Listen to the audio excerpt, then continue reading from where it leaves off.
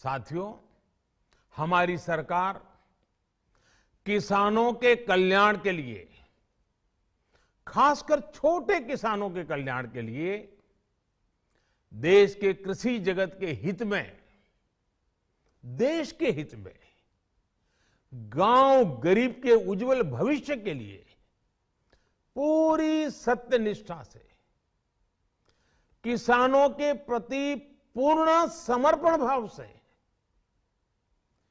नेक नियत से ये कानून लेकर आई थी।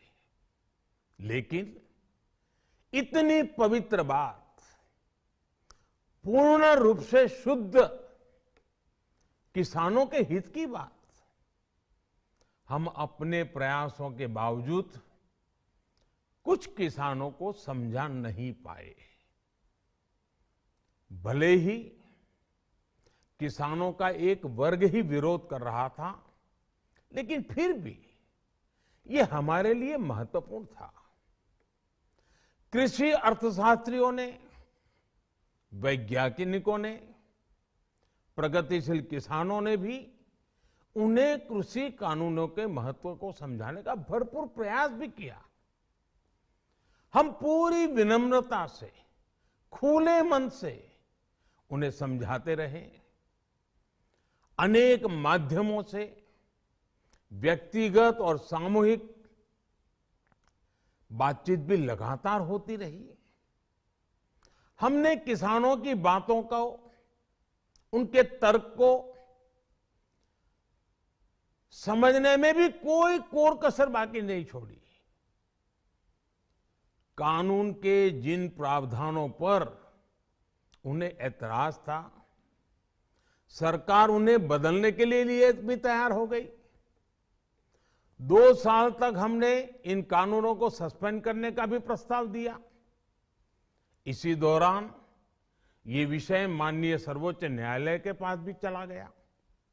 ये सारी बातें देश के सामने है, इसलिए मैं इनके अधिक विस्तार में नहीं जाऊंगा। साथियों, मैं आज देशवासियों से क्षमा मांगते हुए सच्चे मन से और पवित्र हृदय से कहना चाहता हूं कि शायद हमारी तपस्या में ही कोई कमी रही होगी, जिसके कारण दिए के प्रकाश जैसा सत्य कुछ किसान भाइयों को हम समझा नहीं पाए। आज गुरु नानक देव जी का पवित्र प्रकाश पर्व है। ये समय किसी को भी दोष देने का नहीं है। आज मैं आपको, पूरे देश को ये बताने आया हूं कि हमने 3 कृषि कानूनों को वापस लेने का, रिपील करने का निर्णय लिया है। इस महीने के अंत में शुरू होने जा रहे संसद सत्र में, इसी महीने में, हम 3 कृषि कानूनों को रिपील करने की संवैधानिक प्रक्रिया को पूरा कर देंगे। साथियों, मैं आज अपने सभी आंदोलनरत किसान साथियों से आग्रह कर रहा हूं, आज गुरु पर्व का पवित्र दिन है। अब आप अपने अपने घर लौटे, अपने खेत में लौटे, अपने परिवार के बीच लौटे। आइए एक नई शुरुआत करते हैं, नए सिरे से आगे बढ़ते हैं। साथियों, आज ही सरकार ने कृषि क्षेत्र से जुड़ा एक और अहम फैसला लिया है। 0 बजट खेती यानी प्राकृतिक खेती को बढ़ावा देने के लिए,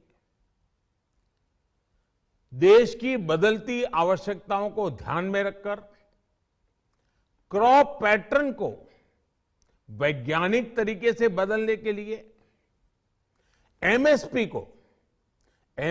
को और अधिक प्रभावी और पारदर्शी बनाने के लिए ऐसे सभी विषयों पर भविष्य को ध्यान में रखते हुए निर्णय लेने के लिए एक कमेटी का गठन किया जाएगा।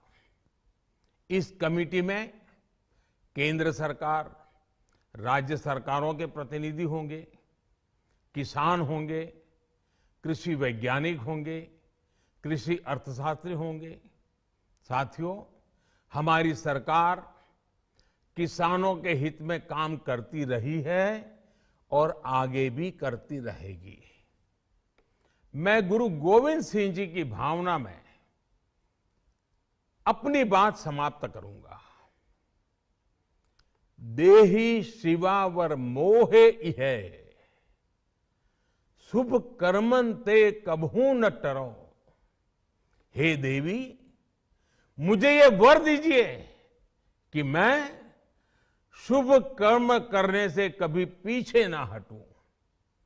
जो किया किसानों के लिए किया, जो कर रहा हूं देश के लिए कर रहा हूं।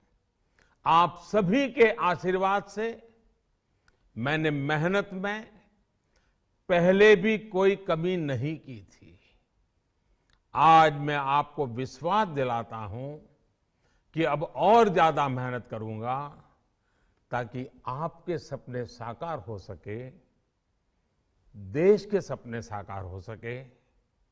आपका बहुत बहुत धन्यवाद। नमस्कार।